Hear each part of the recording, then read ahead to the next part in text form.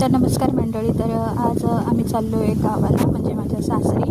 आणि ना मी सकाळी पहाटे 4 वाजताच उठले आणि माझा होता उपवास. तर मी सकाळी दिवाबत्ती वगैरे केली, देवपूजा वगैरे केली आणि म्हटलं आता प्रवासासाठी काय बनवावं. तर मी इथे बटाट्याची भाजी आणि चपाती बनवते. तर 1 महिन्यापासूनच आमची म्हणजे धावपळ चालू होती, म्हणजे मुलाच्या मेडिसिन आणणं आणि मिस्टरांची कॉल, बॅग आण, बॅग भर, माझे कपडे इस्त्रीला करून, अशी बरीचशी कामं आपल्याकडे असतात आणि आपल्याला वेळ मिळत नसतो.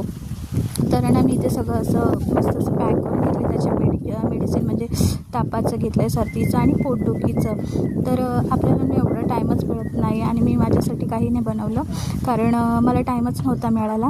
आणि तर एवढी सगळी कामं आपण करत असतो तरी आपल्याला बोलत असतं तुम्ही घरी आहे, तुम्हाला काय कामं असतात. तरी असं आमचा मस्त असा प्रवास झाला. लालपरीने आम्हाला मस्त असं आमच्या घरी सोडलं आणि खूप छान वाटलं. चला तर माझ्या चॅनलला सबस्क्राईब करा, लाईक करा आणि शेअर करा. तर नमस्कार मंडळी. तर आज आम्ही चाललो आहे गावाला, म्हणजे माझ्या सासरी.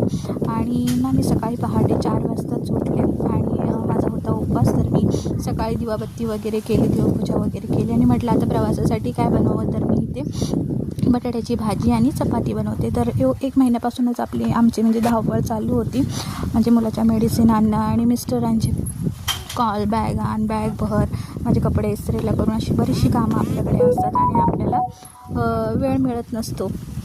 तर ना मी ते सगळं असं मस्त असं पॅक करून घेतले. त्याच्या मेडिसिन म्हणजे तापाचं घेतलं आहे, सर्दीचं आणि पोटदुखीचं.